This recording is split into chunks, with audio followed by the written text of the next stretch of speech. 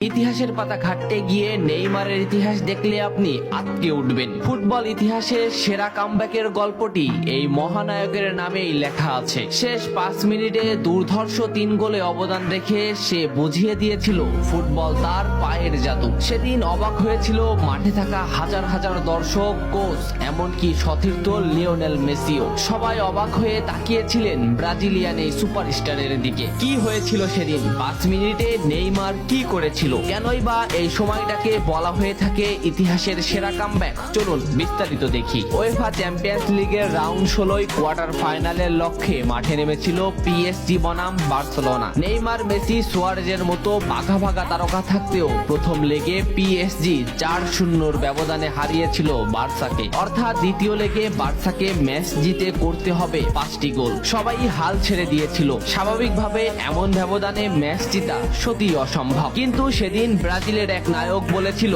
এটা সম্ভব, আমরা এটা করে দেখাবো। যেভাবেই হোক না কেন আমরা দলকে ম্যাচ জেতাতে চাই। 2017 সালের 8 মার্চ অনুষ্ঠিত হয় এই ম্যাচের দ্বিতীয় লেগ। ম্যাচের শুরু থেকেই ক্ষিপ্ততা আর দক্ষতা দেখাতে শুরু করেন নেইমার। এই ম্যাচে যেন আবির্ভাব হয় কোনো এক নতুন নেইমারের। এই নেইমারকে তো কেউ চেনে না। ম্যাচের 3 মিনিটেই লুইস সুয়ারেজ পেয়ে যায় প্রথম গোলের দেখা। এরপর নেইমারের ক্ষিপ্ততায় একের পর এক আক্রমণ সাজাতে থাকে বার্সা। এদিন যেন নেইমারকে কোনোভাবেই আটকাতে পারছিল না পিএসজি। নেইমারকে আটকাতে একের পর এক ফাউলই বেছে নিয়েছিল তারা। ম্যাচের 40 মিনিটে লেভিনের আত্মঘাতিক গোলে বার্সা পায় দ্বিতীয় গোলের দেখা। ম্যাচের 50 মিনিটে ক্ষিপ্ত থাকা নেইমারকে ডি বক্সের ভিতর ফাউল করে ফেলে দেওয়া হয়। এতে বার্সা পেয়ে যায় পেনাল্টিতে গোল করে দলকে এগিয়ে নেন লিওনেল মেসি। তবে যেমনটা ভাবছিলেন এই ম্যাচের গল্প ফুটবল বিধাতা তেমন ভাবে লেখেননি। 62 মিনিটে বার্সার কফিনে শেষ প্যারাটা পুড়ে দেন এডিনসন কাভানি। এতেই স্তব্ধ হয়ে যায় ক্যাম্প নু।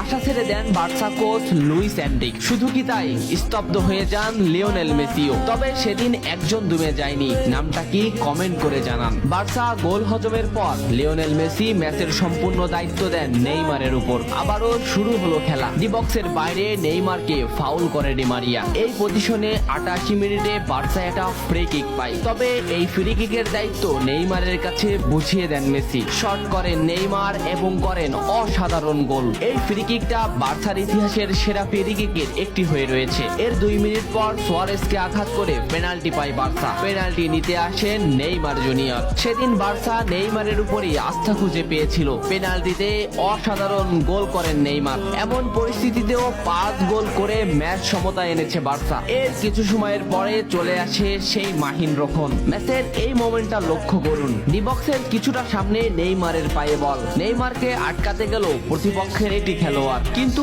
নেইমার শর্ট মোমেন্ট নিয়েও শট না করে বলটি সামনে আগালেন। এই মোমেন্টটা লক্ষ্য করুন। নেইমার একবার গোলের দিকে তাকালেন। এতেই সে বুঝে ফেলেছে কোথায় বলটি দিতে হবে। নেইমার শট নিলেন। আপনি সাধারণ চোখে এটাকে একটা শট দেখলেও এটা হলো সেই শট যা লিখেছিল ইতিহাসের সেরা কামব্যাকের অধ্যায়। নেইমার এমন ভাবে শটটি নিয়েছিলেন যাতে রবের্তো শুধু পা লাগিয়ে গোল করেছিলেন। শেষ 5 মিনিটে সেরা 3টি গোলে অবদান রেখে সেদিন ইতিহাসের সেরা কামব্যাকের নায়ক হয়েছিলেন ব্রাজিলিয়ান এই সুপারস্টার। সবাই যেখানে স্তব্ধ হয়ে গিয়েছিল নেইমার সেখান থেকেই শুরু করেছিলেন। নেইমার বুঝিয়ে দিয়েছিলেন নিজের দৌড়ত্ব।